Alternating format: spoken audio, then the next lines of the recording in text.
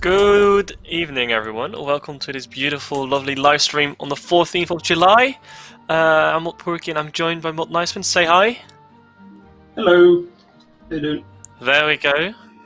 I'm doing fine. How are you? Yeah, I'm good. Just been Good. drawing all day, working like usual. And you're back for some more drawing as well. I mean, the drawing never ends. It's what I do, right? So, yeah. Why not? Why not do Exactly. some more drawing? Exactly. Yes. Cool.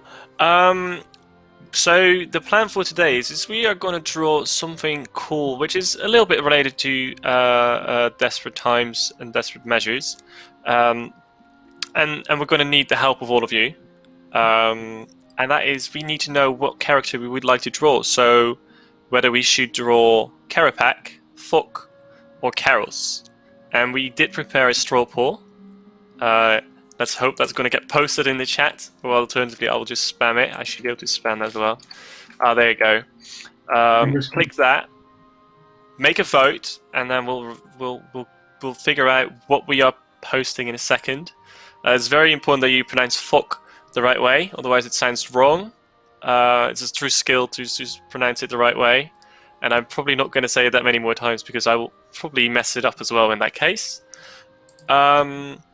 So I'll do the quick house stuff that we always do, and this part is kind of going to try to build a little bit of hype for Desperate Measures, which is coming out on the 27th of July, and you can already prepare yourself for that. I'm also going to get that beautiful lower third.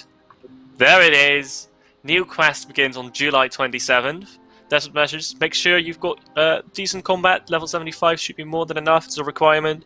50 agility and 50 archaeology. Make sure you've completed Desperate Times. The quest before that, equally important. You can do it now, or alternatively, you could also wait till next week where we are going to play through it. And then you can kind of do it alongside us. I don't know how much use us going through the tutorial will help, but I think it will be a fun experience. And then as Multispear also whispered into my ears, the last tiny bit of preparation you can do is the Anachronia base camp tutorial, so you can get onto Anachronia as well. 27th. Hype, yes! Oh, I appreciate this, Mod NicePants. This is really cool. That's that. You're even animating it by moving it around. Absolutely lovely. You know, I'm so I know what I'm doing. Yeah, I mean, this is the reason why I asked if you could draw, because if I would be doing it, it would not be very successful. The other bit that we've got... Oh, yeah? I mean, maybe further down in the line if you guys really want to, but I think it's not a success. There is some already terrible art from you on the internet somewhere. So we'll see. Anyways, the other two quick bits is merch. We're going to launch some new ranges on the merch store Thursday morning, which is a pretty cool thing. It's been a collaboration. We've been collabing together with Angelscapes, who've of course been making a ton of the beautiful pins that we've already got, and the Noob Show. Some of you might remember him. We had a pretty cool, what was it? Series on YouTube. I think it was related to Gods Exposed, something like that. I don't recall the exact name of the series anymore, which includes some very cool capes. So you can pre-order them, and it will be a total of 4 keyrings. It will be your Guthix, Zeradomin, and Zamorak max capes kind of stuff, which is pretty cool as well. So you can get those. And then last but not least, it's just been Mod NicePants' 3-year Modavisary. So if you have a chance, definitely send him a message on Twitter afterwards as well, or congratulate him. Very important. Yeah, there you go. Exactly. I've got the results in for this straw poll that we just did. And the results might be slightly surprising to you, Mod NicePants. Because so we were talking about this before the stream started, and we were thinking probably Karapak is going to win. But it hasn't. It finished second. Karas was at the bottom, 27. Kerapack on 33, and then Thok with TH instead of an F had 40% of the votes. Wow. That's so we what I'll be doing. Yeah, it's I'm curious what you're going to make of it. I think we're going to go for something more portrait style, isn't it? Yeah, I'm just gonna, because I've actually never drawn him before, so it's gonna be my first time sort of doing a bit of a portrait. So it's gonna be fun, and I hope I don't mess it up. I mean, I think having seen all your other art, even if you mess up between brackets, I think it's still gonna look very cool. Thank Thok is what I see a lot in chat. I like that, or Tick Thok. This is I love the plays. I'm tempted to talk about this TikTok thing as well now, but I don't think you guys like that. It was the top topic of yesterday. I would say, Mod NicePants, when you are ready, take the floor and start drawing, and we'll watch. If there are things in chat, I'll comment over that as well, and we'll make it work. That's cool. Yeah, for anyone who doesn't, who haven't seen me before, I'm a senior concept artist on the RuneScape team, and like you said, I've been here for 3 years now, which is it's a privilege to work on this development team, and I'm looking forward to many more. And just as a bit of a history thing, I prepared a few images. If you just want to have a look at some of the stuff I've been doing over the years. I've been responsible for a few characters. So this is Meritho. I think a lot of people know about her. I was quite excited to get to work on that. There's Laniakea. All of these is a bit of a pain to pronounce. It took me a while before I how to say any of these character names, but I got there in the end. Worked on the Riders of the Apocalypse. All three of Mr. War himself. Mr. War has been prominent in recent content as well. I worked on a lot of the dinosaurs for Anachronia as well. Which was interesting. I never thought I'd work on a dinosaur concept on RuneScape, but hey, here we go. Did some dragons, Blackstone Dragon from the Elite Dungeons. Pretty cool. I enjoyed that very much. Did a lot of the environment art for Anachronia itself as well, which was a lot of fun. This was one of the first pieces that we did on the project, just to kind of set the tone for the whole place. And I was also responsible for pretty much anything Bandos related on the archaeology side of things as well. So like the Goblin tunnels and like the Crucible and all that. So the Warforged dig site. Yeah, the Warforged, that's the one. So I was mainly responsible for that one, and then the other guys were just on the other ones. Here's just a few goblin props and stuff that you can find littered along the ruins and stuff. Just a bit of history. It almost makes me wonder other pieces that you've not touched, because that's a very wide range. That's kind of all the cool big updates we've had last year, haven't we? Yeah, I mean the thing is, like you'd be surprised. I looked through all of my old files and stuff, and recently there's plenty of things. I've been involved in most of the things that's happened in the last 3 years. So it's exciting. Cool. But let's get into this thing, shall we? So I was planning on just drawing it for a little bit today, and we'll basically see what happens. I've never drawn live in front of an audience before, so it's going to be an interesting experience. Just a bit of technical stuff, I guess. I'm using a Cintiq, which is basically a big drawing screen, so I can you can see my little pen that I'm using. Basically, it's called a stylus. This is basically allowing me to draw like pen on paper sort of thing, but digitally, which is amazing. Great.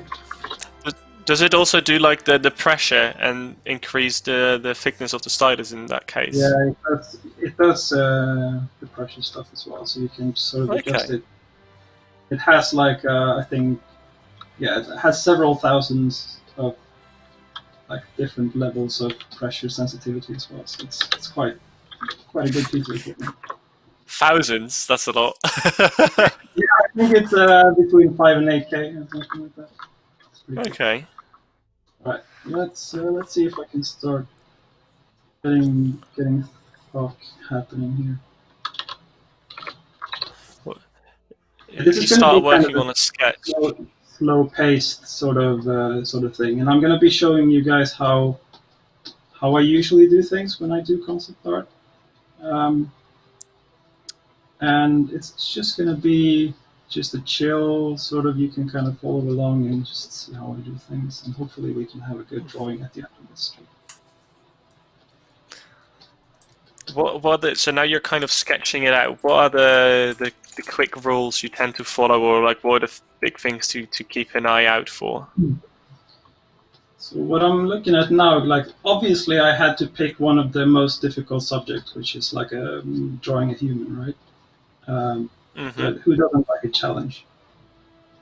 So there's obviously a lot of anatomy knowledge and stuff that goes into this. I don't have any reference right now, but like that's a really good thing to be using as well when you're doing this kind of stuff.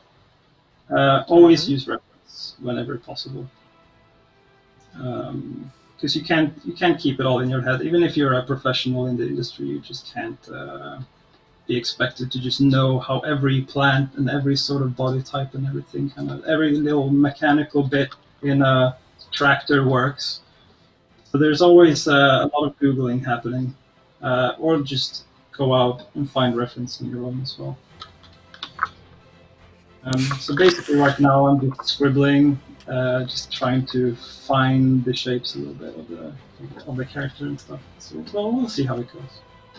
Right now it's going to look pretty awful, and it's going to look awful for a little bit, and I just need to figure out some of the general shapes of the character. All right. There's a question from the stream. Be happy to answer. I mean, I'll start firing those at you slowly. Yes. There was a question very early on when you were showing your concept arts. What was your favorite piece that you've probably drawn so far? Now that's a question. I know it is. It's probably one of the most difficult ones to ask. I think Marathel does have a place in my heart for sure, because she was one of the first sort of big main characters that I did. So that's a big one. Apart from that, I really enjoyed working on the archaeology stuff, and like I've always been drawing like orcs and goblins and stuff. So like I was, as soon as I knew that one of the big sites was going to be orc themed, I was like, that's the one I'm getting. So I did not. Was Merrifield one of the bigger pieces that you started drawing then? Because that is from the Solak area, isn't it? Yeah. Yeah. Oh, you mean like big, as in scale of project, or? I mean, like Merrifield, I imagine has been a big project to draw as a whole, anyways. But I mean, like Merrifield, I think is because you mentioned that you said it's like one of your first pieces or big pieces. So yeah, just wanted to check. I mean, it wasn't a massive project, right? But it was for me. It was one of the more. It was really interesting to just get to work on like an iconic RuneScape character, like a new one. A lot of the characters in the game are like fairly have been around for a while, and it's exciting to, as a concept artist, get to like develop a new one as well. Is it easier to make a character from scratch like you did with Berthel, or is it easier or better to kind of remake an existing character in RuneScape? They have pros and cons, I should say, or they have there's difficulties with both. Because like if you're going to be reworking an existing character, a lot of people will have had like a lot of experience with that character from before. And you don't want to step on anyone's toes if they have a specific view of a character or something. You don't want to change it too much. So like keeping the essence of a character. If we want to like update a really old model or something like that, we need to be really careful with not changing like the essence of the character. So that's a really cool challenge, but it's also it can be really difficult. With the new character, obviously, the challenge is to fit it with the style, right, that we already have existing. So it kind of needs to fit the new lore that's been written about them and stuff, and it kind of needs to feel not out of place. There's different challenges with all of the different tasks. So it's hard to say what's more difficult. There are a couple of comments in chat that are wondering kind of what Thok's beard is at the moment. It looked initially a little bit like a gas mask, which I think I could see there are gas masks, but now it's turning into a beard, which is really cool. Yeah, I mean, the thing about these things is like they you don't get it perfect right away. Like you kind of find your way around the design a little bit, and this is really how I like to work as well. Just putting some lines down, and maybe they don't work, so I just keep erasing, I just keep fading the lines a little bit, fade them into each other, and like maybe I like a shape, but it's like too intense. I just fade it to the background and just. It's a lot of tricks that we use as artists to kind of get to the design, and this is just the first rough pass. It's going to be a bit cleaned up in like the second line art pass, and then I'm going to try to, if I have the time, I'm going to try to add some color to it as well. I see a lot of comments about you're amazing, that you're good at sketching this. So you mentioned that you're going to do like a couple of line passes, and then you're going to kind of get into the coloring, or what process do you generally follow? It depends. Like in the past, I usually just struggled to get a concept into color stage. Like when I was growing up, I was always drawing with like pen and pencil and stuff on paper, obviously. And I didn't color my stuff as much. But now, like with like the digital era, it's like I just had to sort of learn how to do it. So now I actually prefer to, when I have a sketch that I like, I just go straight into color instead of just doing like a grayscale layer, which is also a way you can go about it. You can just do a grayscale light layer, and then you can add color afterwards. I just like to go.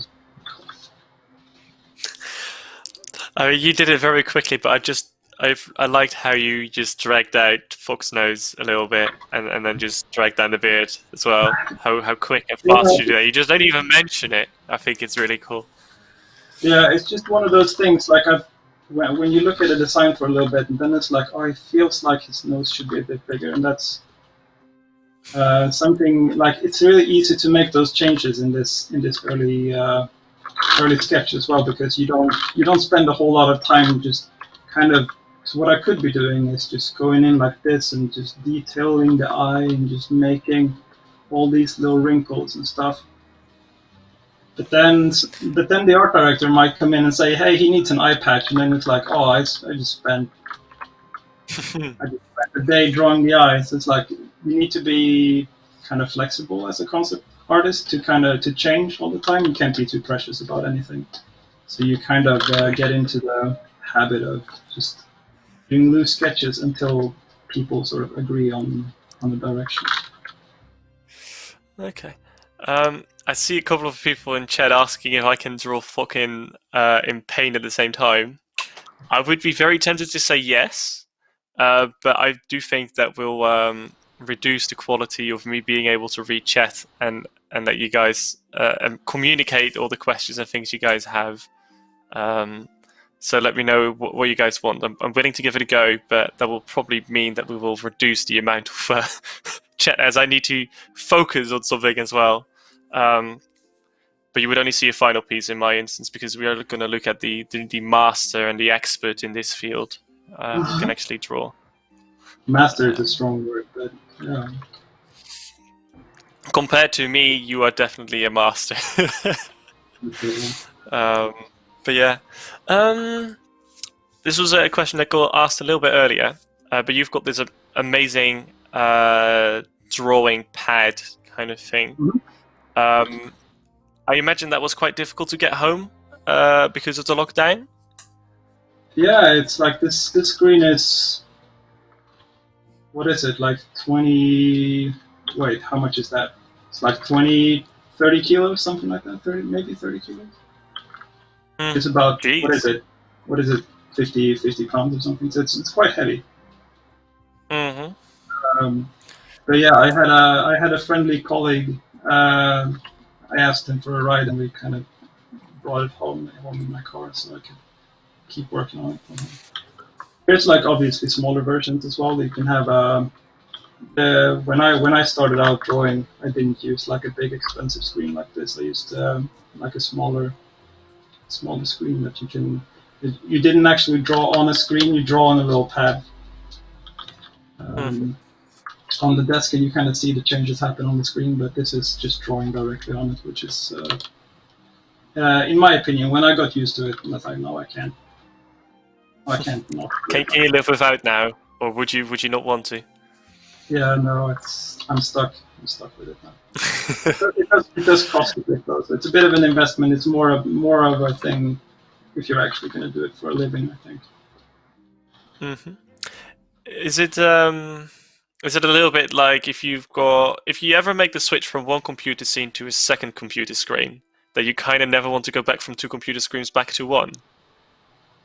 Yeah, maybe. I mean, sometimes I try to draw on my old little tablet thing, and it just feels weird. So you have to rewire your brain a little bit every time you kind of switch hardware. Okay, this is now. I think I'm noodling a little bit right now.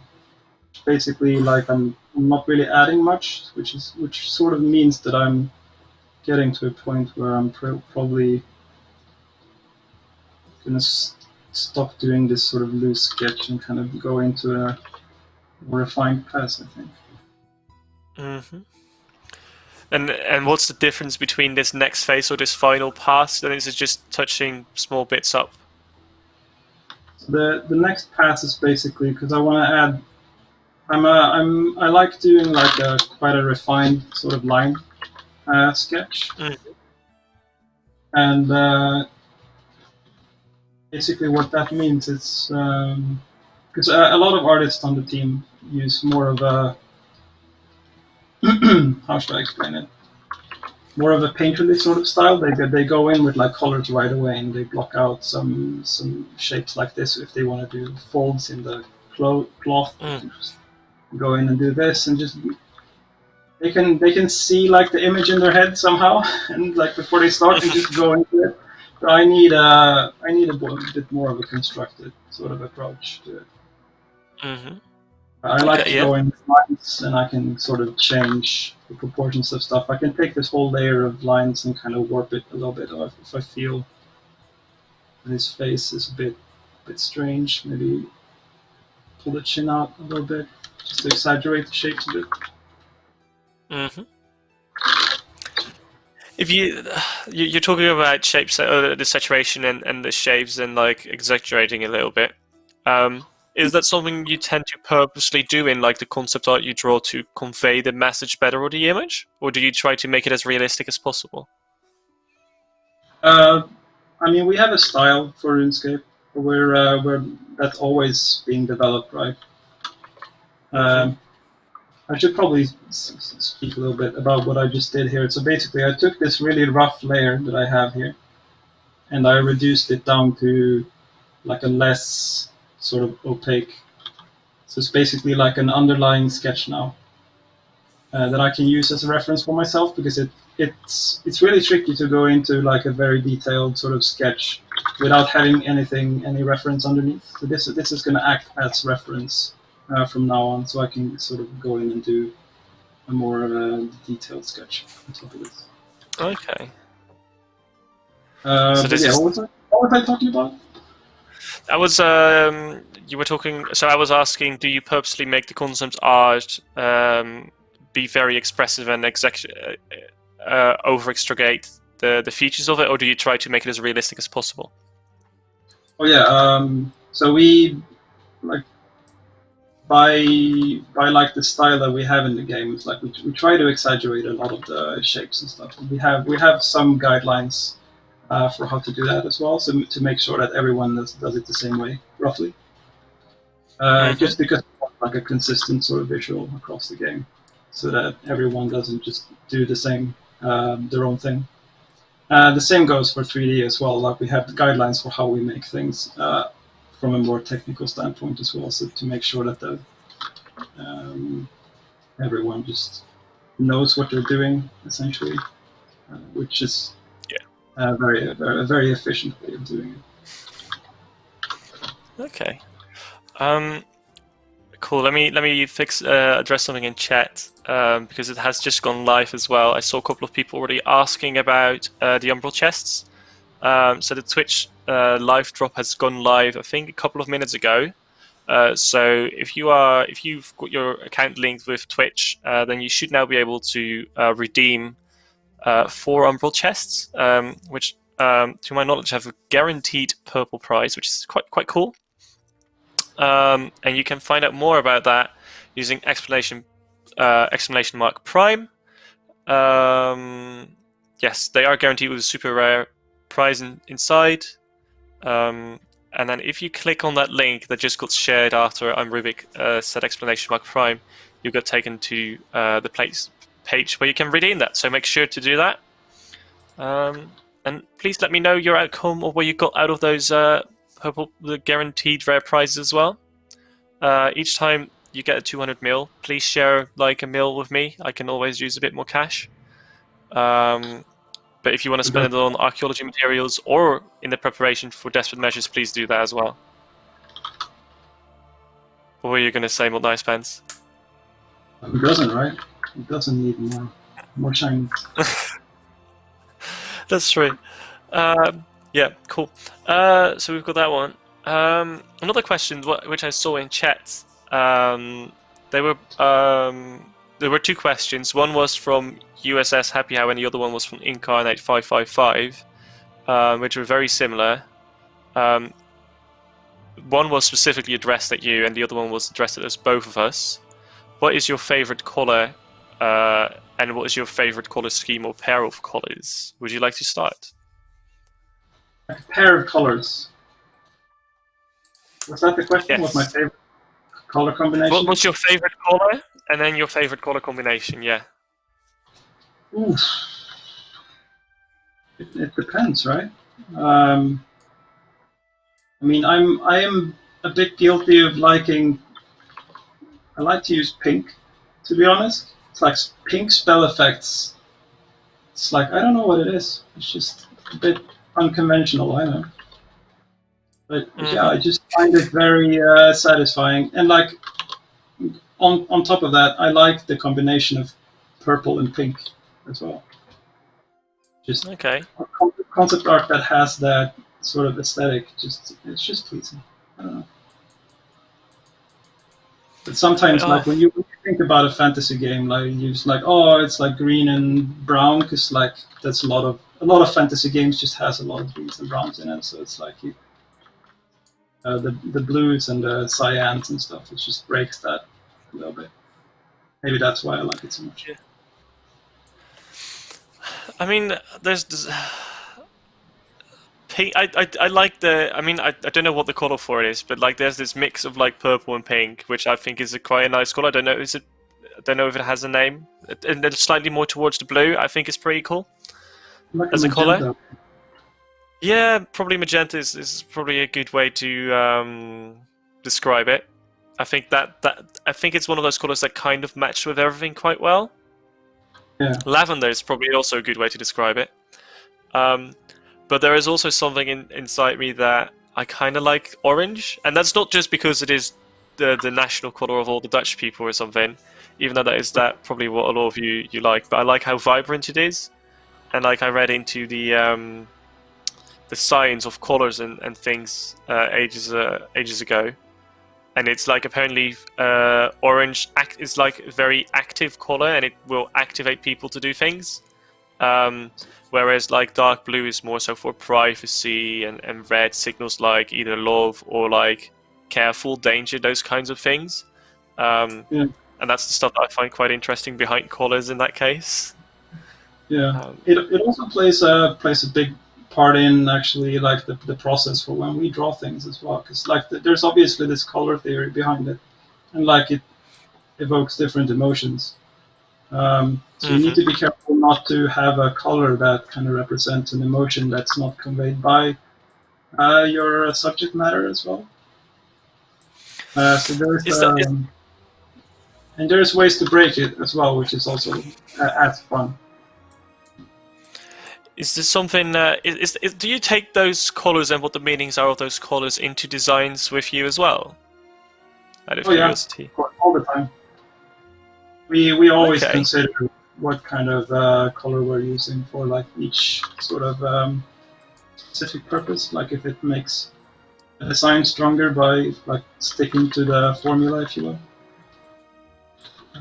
or if there's an opportunity to break it, but that's also something that we do discuss. Okay. Oh, that's very, very intriguing. There you go. Miss Ashley got 200 mil. Balloon resting animation and a Lucky Kyoto Claw. Quite nice. We're seeing a couple of 200 mil drops. 50 mil for Rachel as well. Lucky Bando's got swords. Quite nice. I like how we're sharing all the loots. If you've claimed them, it might just be worth relogging as well, so they end up in your inventory. That does sometimes help a bit, but it can easily take up to like 50 minutes, half an hour, I would say, because you never know exactly where it is in the system. And I think in extreme cases can take up to half a day or something. So yeah, give it some time. The items, if you've claimed your loot and you linked your accounts, then it will definitely end up in your inventory eventually. There you go. There you go. I've started working on my Thok, and it's awful so far. But I like it. At some point. You're gonna have to share it, of course, because I want to see. Oh yeah. I'll share it with Mod, our producer, so he can get it on the stream. I think I'm struggling a little bit with perspective here already. That's another big one.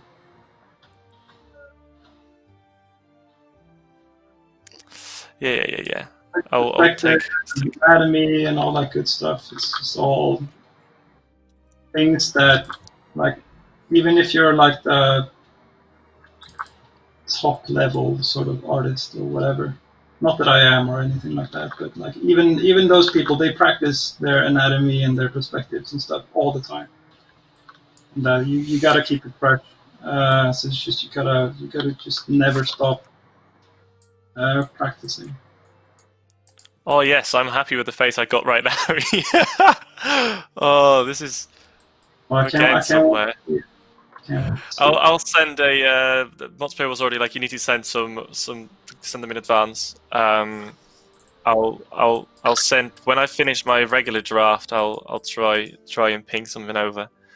I am definitely working off a concept art piece, by the way, because I am not good enough otherwise. But we'll get there.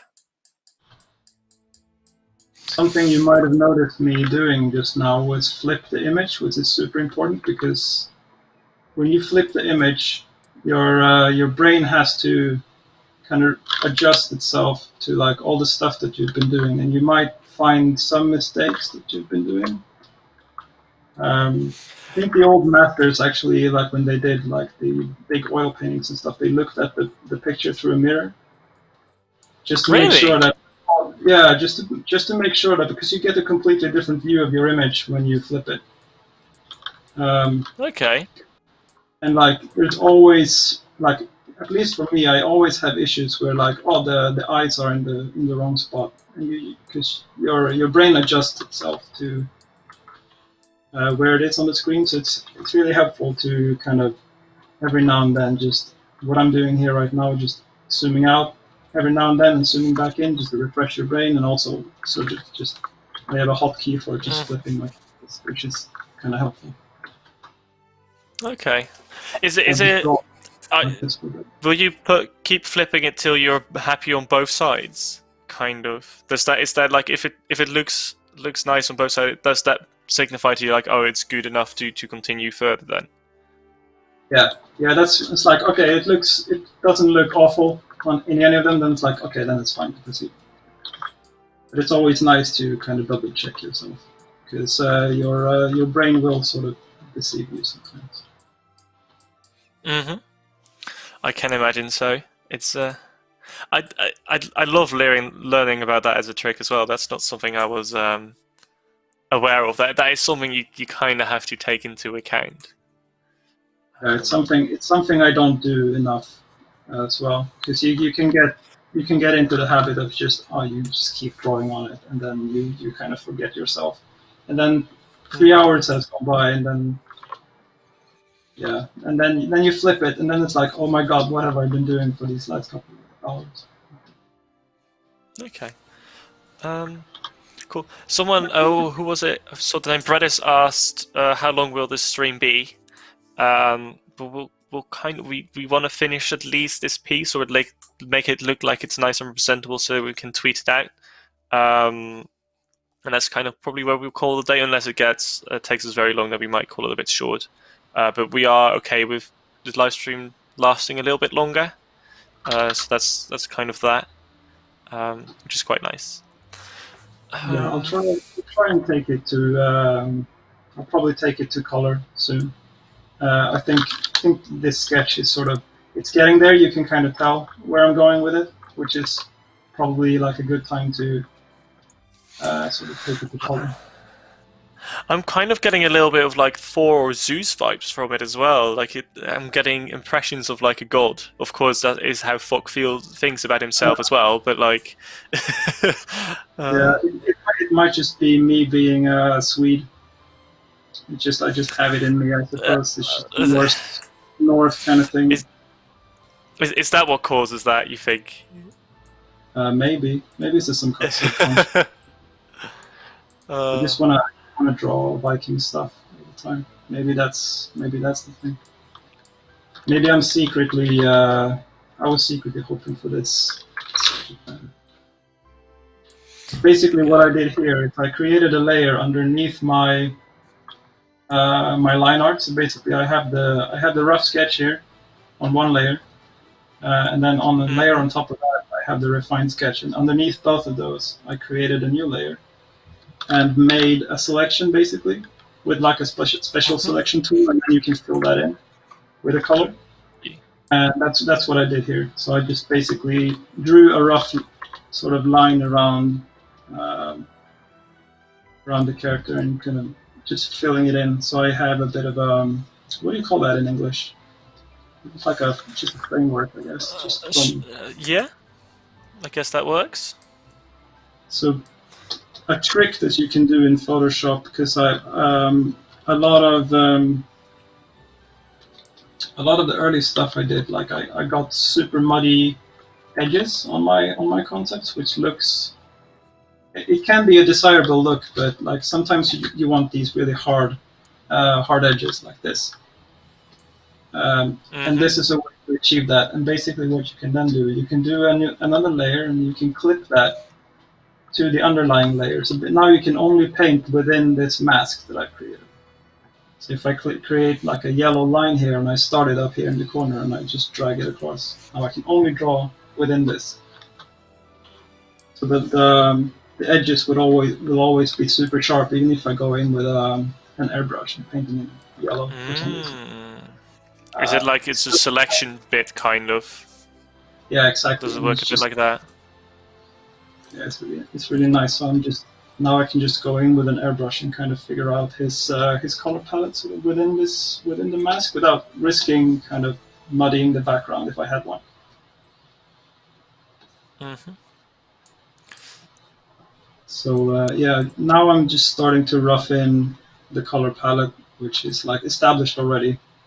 So just need to kind of find, and I'm sort of winging it on these colors as well. There's like the whole concept of color theory and all that, and like which colors you should be using for your shadow colors and for like your bounce lights, stuff like that. Yeah, there's like the whole, depends on the lighting in the scene. A lot of the times, like, and sometimes you can, if you color pick from a photo and you see some crazy greens and yellows and purples in the shadows, that's just because of the subsurface scattering and like how light bounces within the skin tissue and stuff like that. So you can get some interesting stuff. It looks weird when you're painting it, but like the end result kind of like, oh, it kind of looks natural, because that's something you don't really consider when you're starting out or when you're just looking at a photo.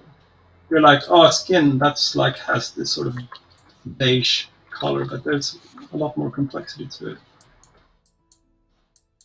Okay. Is there like a general lighting you tend to use if you make concept art pieces, or does that also depend on the scenery it's kind of going to be used for? So for concept art, we try to keep it as neutral as possible, because the concept is not like used as a promotional piece most of the time. We have an artist that do like the illustrations and stuff that we show on streams and things.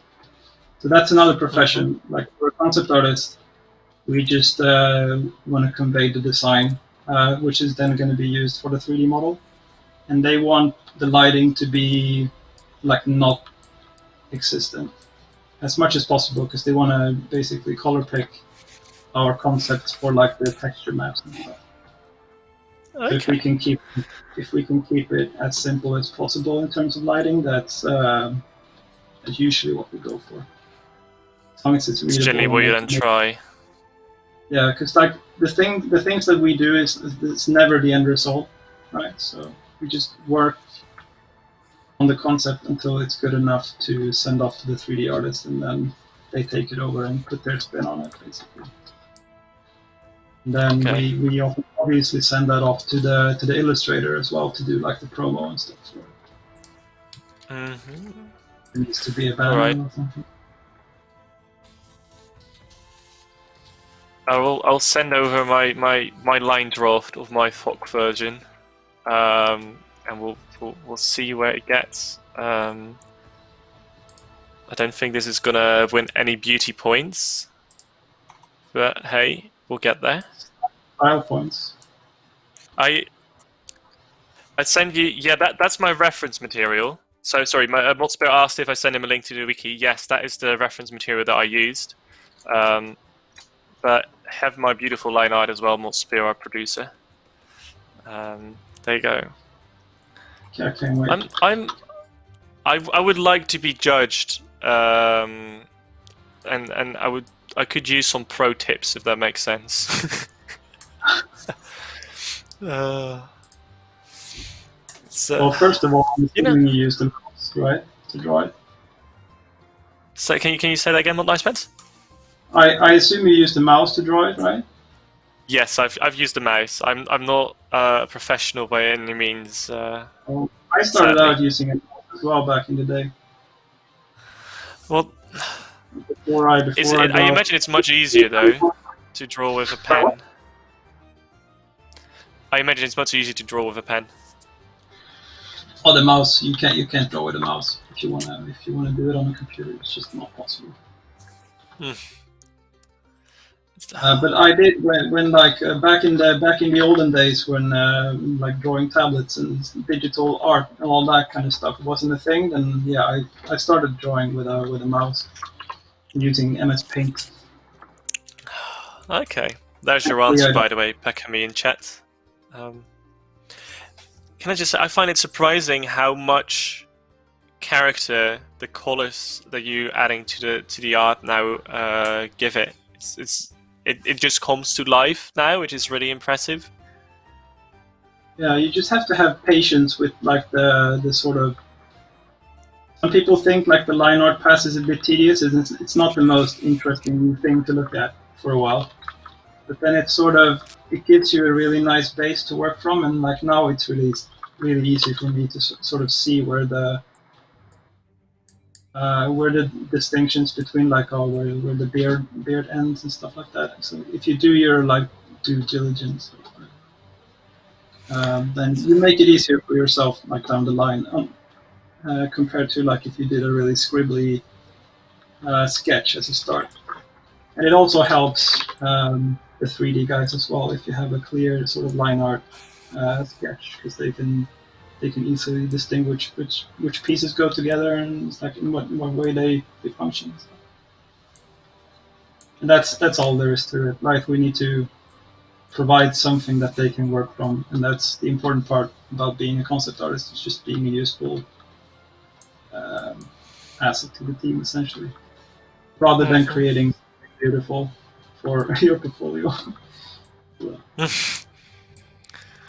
You would say so, yes. Oh, there you go. Of course, you have beautiful stuff in your portfolio. Sometimes we have more time to finish a piece as well, but sometimes, like if the production schedule is a bit tighter, then we just try to do whatever we can just to help them out to get the concept to the next stage, essentially.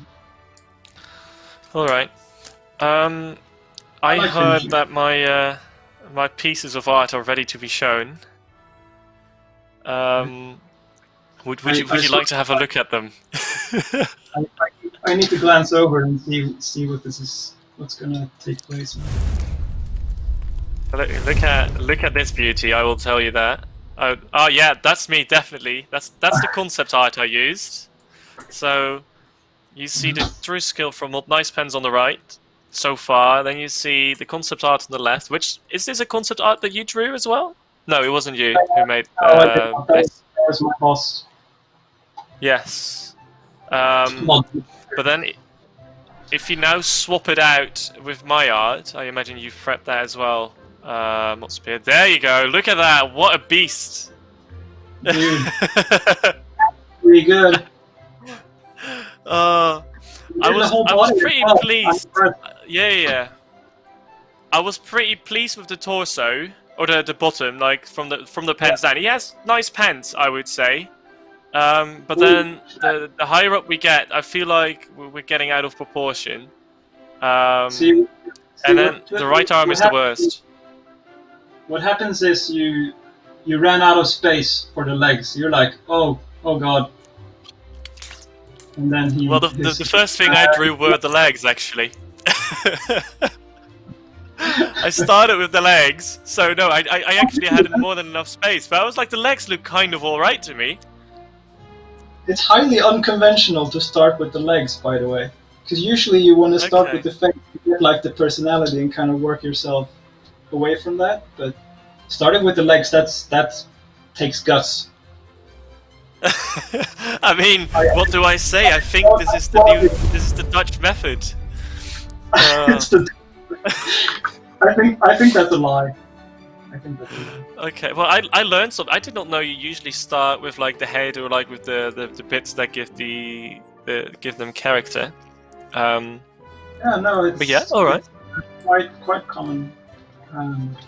Yeah, for next time. Next time, start with the head, and then the shorts last. Shoes last, yeah. I'll take note. Or like if you're a really professional concept artist, you try to hide the feet because no one likes to paint the feet. Is that genuinely a thing?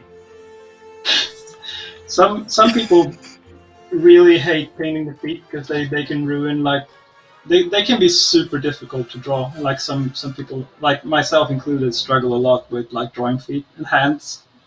So like they would do anything to just hide them somewhere, like behind like a pile of skulls or like a little puff of smoke or something like that, or behind a rock, just to so you don't have to do it. Also, it saves you time. All right.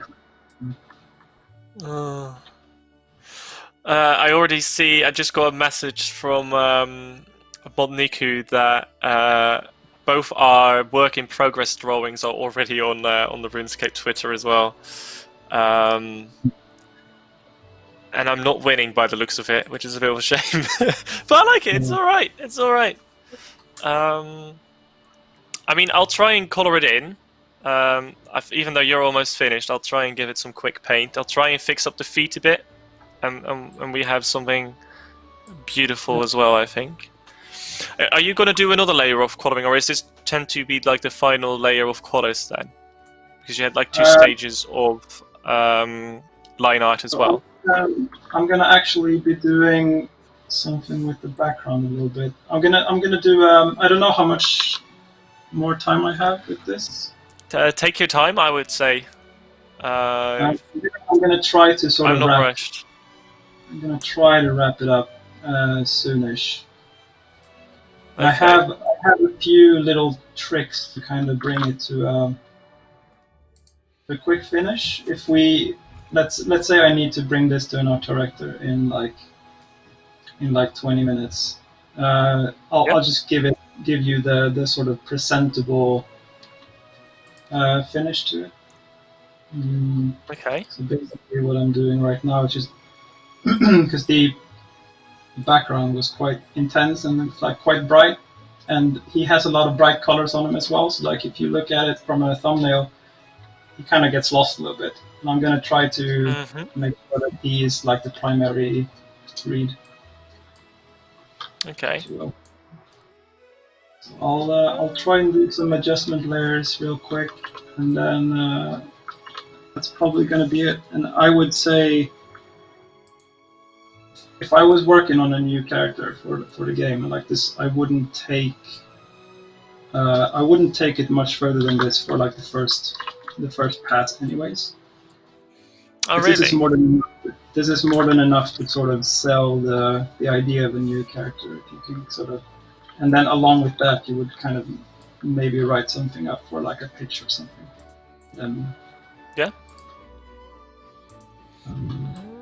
You don't want to spend too much time if this was like not what the team sort of intended at all, or if you were given a brief and they thought they wanted something and you drew it and then turns out they changed their mind, which happens. That does happen. Okay. I imagine that's not that frequent to happen though. No, it's quite good. But sometimes you think that you're heading into a good direction with a design, and then it turns out like when you piece it all together and like sort of halfway through the process, you notice that they don't really fit together very well, and at that point you don't want to spend too much time. Yeah, I can get that. I can imagine that. The one design. So what I'm doing right now is basically I'm trying to add a little bit of sort of 3D fakery to it. Just a quick sort of brush along the edges here to kind of blend the shadow side of the character with like the background a little bit. Because what this is going to do is going to take your eye to like towards the middle of the image a little bit. Because you want, if you're doing a character, like ideally you want people to look at the face first, and that's sort of what I'm trying to achieve with this sort of light layer. We're in the little thing. I think I've made the same mistake again. I started coloring the feet in first instead of anything else. Oh, I'm loving it though. I'm struggling because I'm just using the fill in the paint bit, but I keep having disconnected lines, so I keep filling the whole picture as well, which is not what I should be doing. Come on. You'll get there. You know what? I'll apply next week if there is a job opening. I'm looking forward to working together with you. I'll vouch for you. I hope I've I don't think. Yeah, I mean, I appreciate that you will vouch for me in this case. Not sure if it's gonna make a difference, though. I'm afraid. Well, you never know until you try. That's true. Yeah, my first sort of job applications, they weren't looking very great. Really? I mean, I sort of reached a point where I was just doing work that was sort of good enough, you know. Okay. And it sort of happened. How did you get into concept artists? Because I've heard quite frequent that is supposedly like one of the more difficult art disciplines to get into as well. It is difficult because it's very competitive nowadays. Like a lot of people want to be doing concept art because it's kind of cool to sit and draw all day, right? Yeah. So that was not really what I intended to do. Like when I first, I just knew when I was pretty young I wanted to do something artistic. Like I wanted to be creative somehow. And then my path sort of. Because I was thinking about like, oh, should I be like an engineer or something, or then maybe I was thinking about becoming an architect for a while, and then I was basically at a crossroads between, oh, should I go into game development? That sounds like a cool thing, because like I hadn't really considered the fact that someone actually drew these things for all of the projects. It's like, oh. Of course, someone needs to design those things. That sounds like a cool job. So I applied to like a university for like game development and stuff, quite like a general sort of thing. And I just thought maybe I can do like texturing and stuff because I've always been painting and like doing drawing and stuff. So maybe I can just draw icons and stuff, which is a perfectly viable career as well. By the way, there's always a use for good UI artists and UX designers. So that's a different career path. But I thought that was the thing that I was going to do, and then like along the line, I kind of switched into like I wanted to be like more of a designer sort of thing and just be part of the initial parts of the production and kind of yeah. So that's sort of my path. Sort of led me that route sort of thing, and I've done other things as well, like worked on like smaller mobile titles and stuff, and I had to work my way up basically. You don't start on the bigger stuff. What kind of other artist jobs have you done, or has it always been concept, or were you initially like character artists, or? I've never been employed as a 3D artist. My first art job was, ironically, well, first of all, it was in Holland. Hey! Ironically, my first art job was as a lead, actually, for a team of 5. Wow! And they didn't tell me until I was like in the phone interview that it was a lead position. It just said 2D artist. So I didn't, and then I was like, okay, well, I've never been an artist in the industry before, and now I'm just supposed to move from Sweden to Holland to be a lead for my first one. It's like, okay, I'll do it, I guess. That sounds like a good start in the industry, right? Yeah, well, it's different. That's not the normal. Yeah. No, I don't think everyone can do that easily. But like, still sounds pretty. I was quite like, my portfolio was not great at the time, but I got a job at like a small indie studio making like small mobile games and stuff, and then I kind of worked myself away from it, I should say. You work yourself up, kind of, yeah. Yeah, I was just because we weren't working on any sort of fantasy projects, and I've always been like a fantasy guy as well. I always wanted to work on fantasy themed games and stuff. So I was always working on my portfolio in my spare time. So there's also a bit of passion there. Yeah, like who doesn't like working on dragons and orcs and stuff like that? It's just always been a passion of mine. Been doing like miniature sculpting and stuff for ages as well.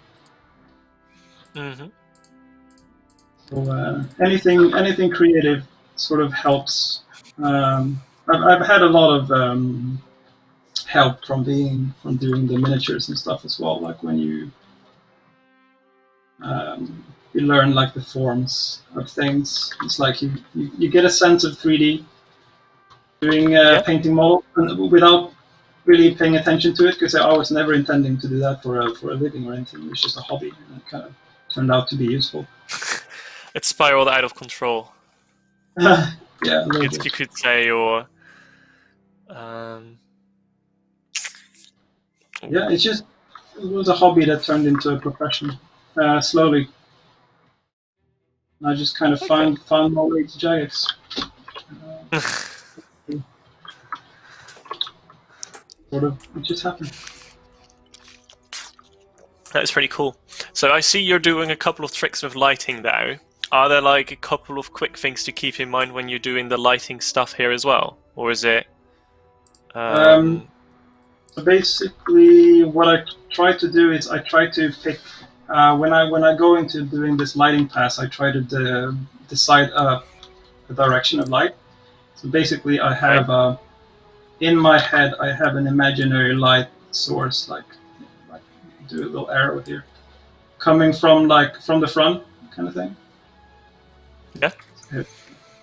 So here's the light coming down on the character, like slightly from the right side. So like the points that would be hit by the light the most would be like his hair here, obviously. There would be a little bit of a shadow underneath the hair as well. You would have this on the cheek would be in the light as well, like and like the ridge of the nose here as well. Here in the back, you would have more of the shadow because it's in shadow by the eyebrow as well as the nose. So you only get this little triangle of light shining through. Because he has such a flowy sort of haircut, you get a little bit of that light kind of on the back of the hair here as well. Do you do anything with the reflection or with the eyes as well then, from a reflection perspective? I mean, this is a really simplified eye. I don't know if this is scientifically correct, but I try to do this little glare effect because it just makes the character a bit more.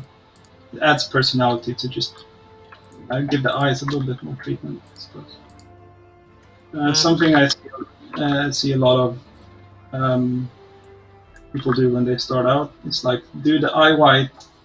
Eye white, it's white, so I'll just do it white, like that. Yeah. And it becomes very... And it's like, it looks wrong, but you don't really know why. But it's like, there's obviously a shadow being cast on the eyeball as well, because it's not in direct sunlight. There's no light shining right into the eye. So you have a bit of a shadow happening here from the eyelid as well, and like, this lower bit, like the way the iris or like the color bit of the eye works, is like it sort of scatters around light inside of it.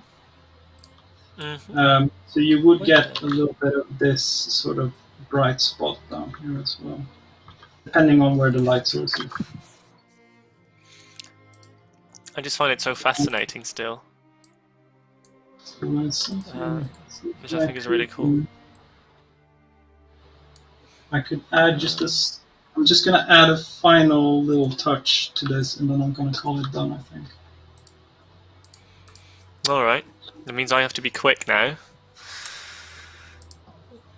Do. So I'm just going to make it even more obvious where I want you to be looking. So I'm just going to fade the background in a little bit.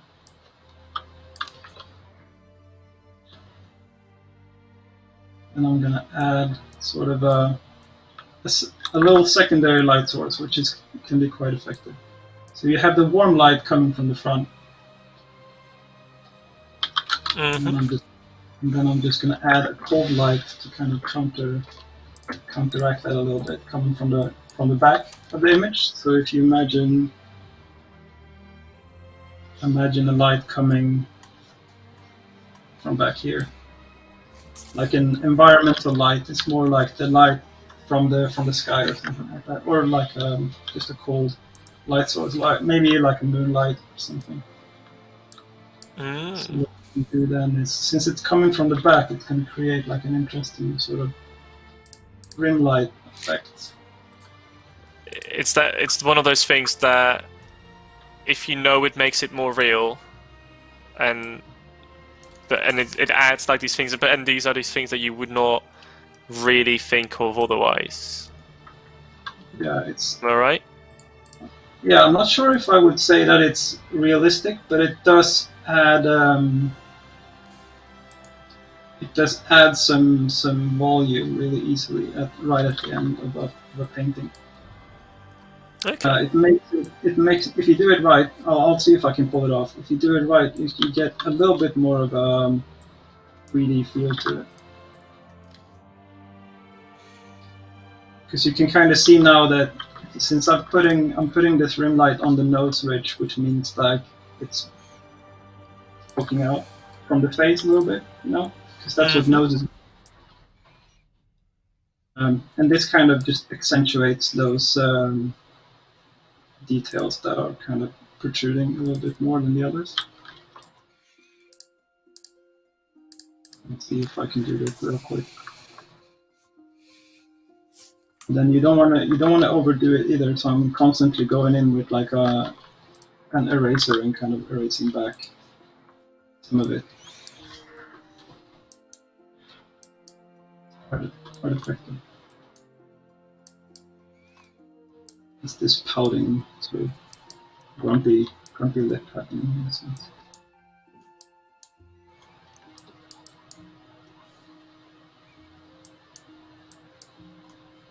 Just trying to show it real quick. There's a science to this. I just find it fascinating looking at this. I genuinely just find it fascinating. You can add a little bit of glare to the eye as well.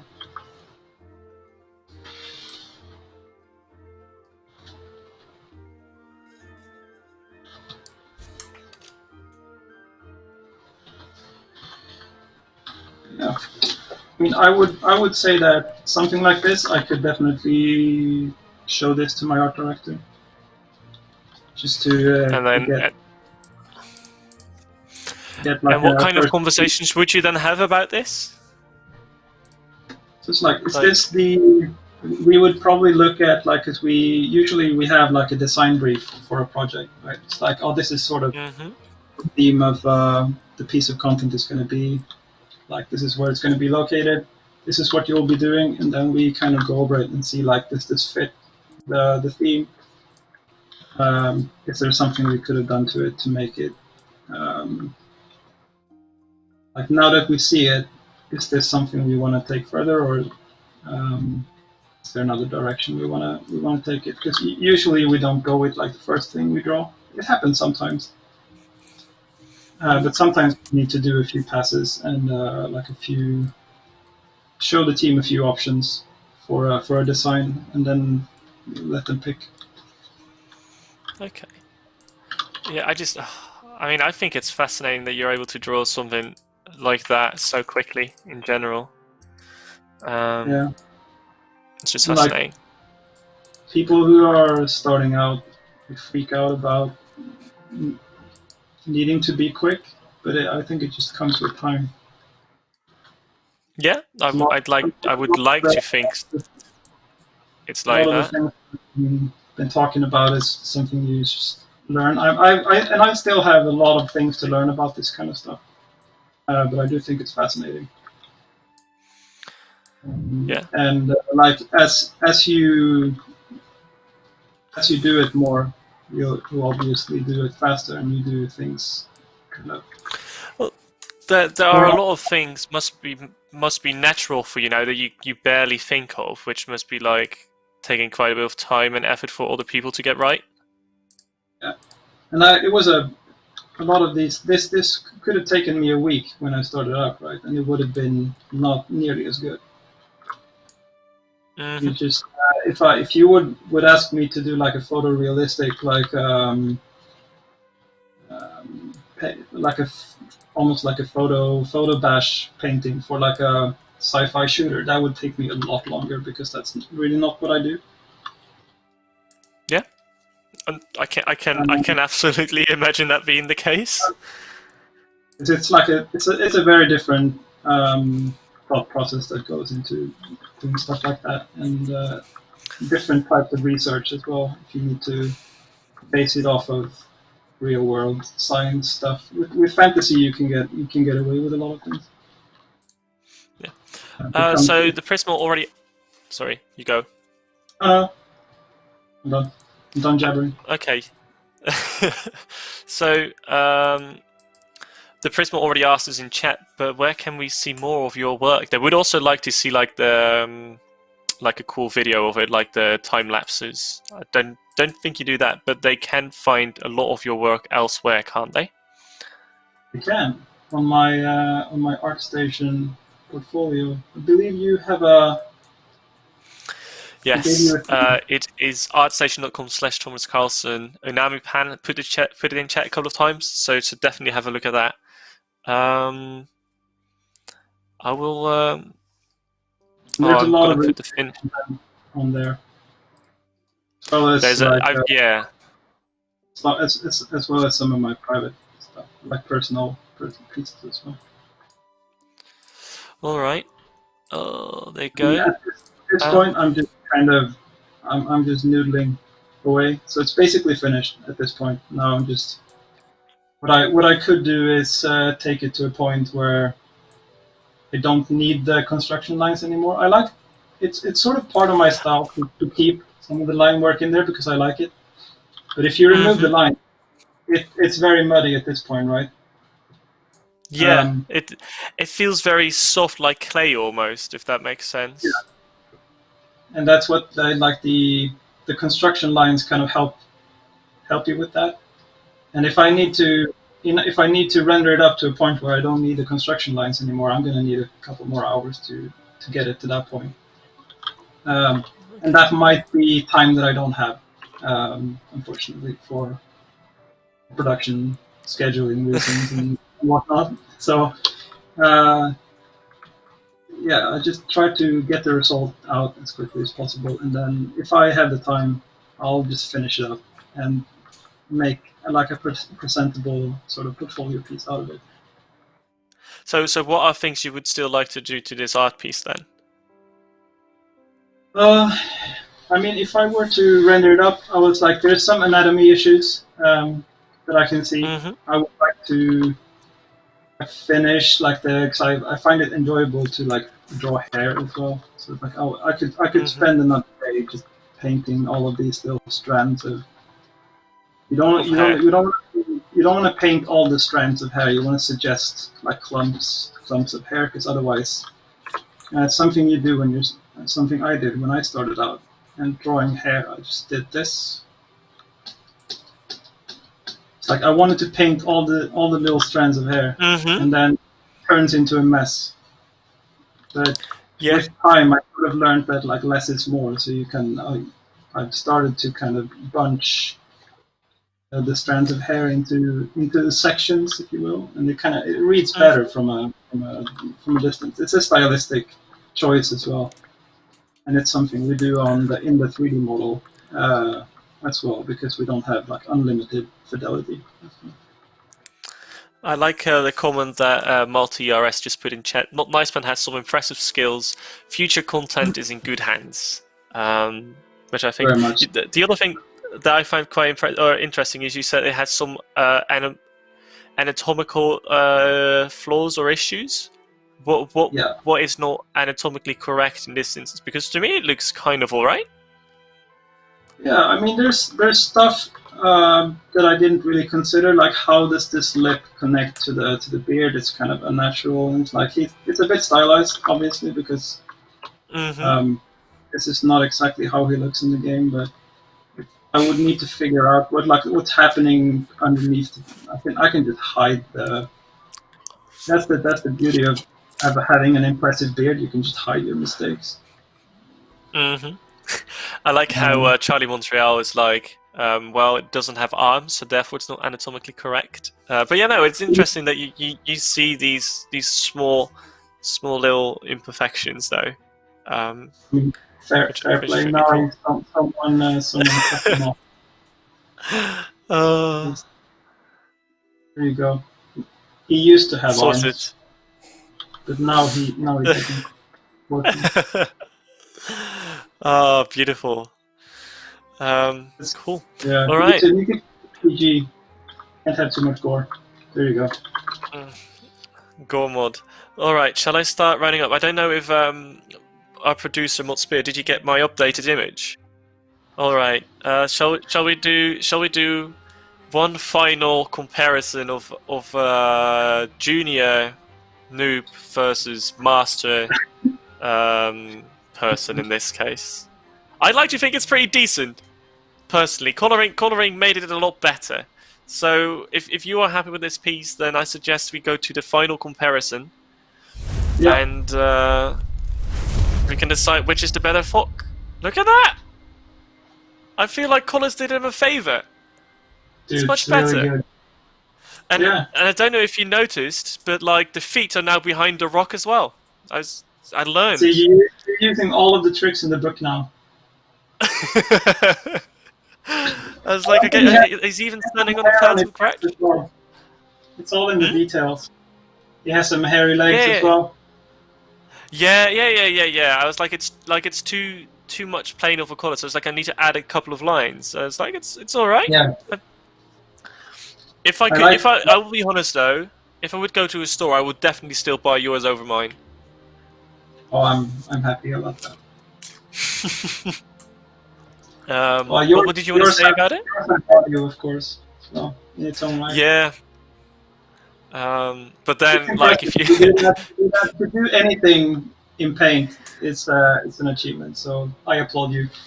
That is true. I mean, I'm gonna shout out a friend of mine. He would not even watch it, but there's a friend of mine who he makes really good drawings as well, but he uses PowerPoint for it. Not even Paint, PowerPoint. Yeah. And then he just uses all these weird, funky transitions to make it work. Where you would be like, well, you should maybe mess around with Photoshop or something. Yeah, exactly. Some people paint and make images in PowerPoint. Look it up. It is a real thing. So I mean, you can color it in. So yeah, I can see that. Yeah, it's really cool. Someone even says that my art is not gonna make it for RuneScape Classic. That hurts a little bit, but I'll happily take that. Cool. Is there any other quick questions for Mod NicePants? Please put it in chat.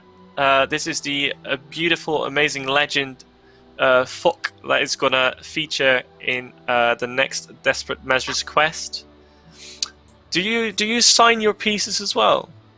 Out of curiosity, I'm missing the signature, kind of. I can sign it. I tend to. It's very important. Fine. There you go.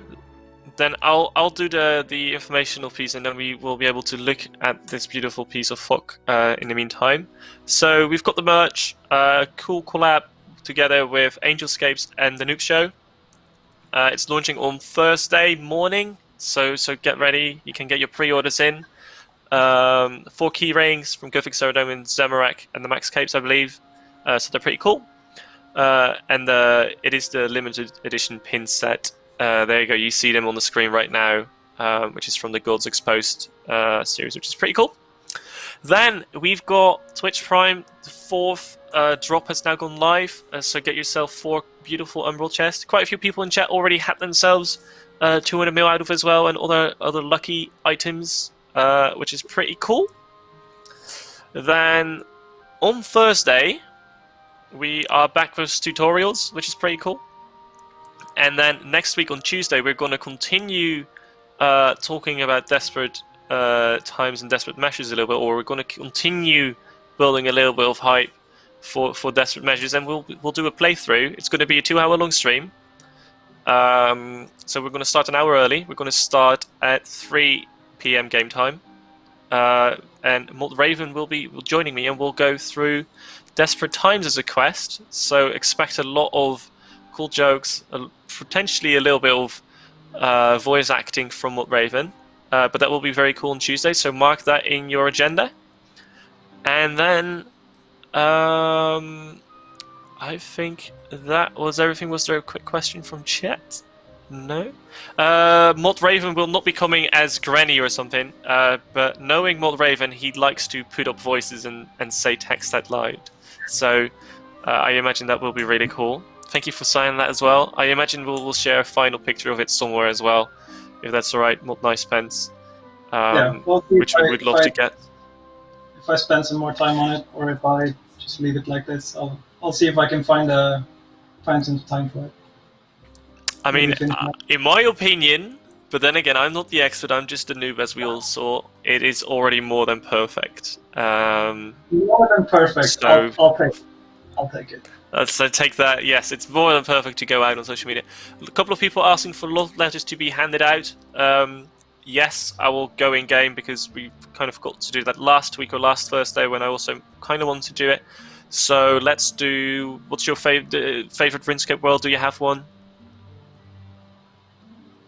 Not NicePants, or not that much. Otherwise, we can just do I'm living in the world of art constantly. Okay, fair point. That's my one. I see the number 84 twice, so we're going to a world 84, and I'll see you guys at the Lumberts Market in like 5 or so minutes. I'll give you guys the love letters, I'll give you guys the pride letters, which are pretty cool, and of course some strip waffles, because everyone needs those. So we'll stock up on those as well. Make sure you stay hydrated and eat enough during this incredible time in the world anyways. And then, are there any closing words from you, Mod NicePants? Is there anything you would like to say? No, it's an interesting experience to paint live for you guys, and I hope you enjoyed it. Maybe someone who's interested in art maybe picked up a thing or two that can help in their own sort of way forward in their own sort of career. So if that's the case, I'm happy to have helped out. All right. Thank you for that. Thank you for joining us as well. I see a lot of messages. We'll switch to World 11 instead of World 84. That is the Portal Wars. It's going to be quite laggy anyways. My fault. So we'll go to World 11. That means also free-to-play players can get it. So World 11 it is. With that, I've said everything that I need to say. Once again, thank you for joining Mod NicePants and creating this beautiful piece of art. Thank you, Mod Spears, behind the buttons. And then the only thing I have left to say is look after yourselves and tot ziens.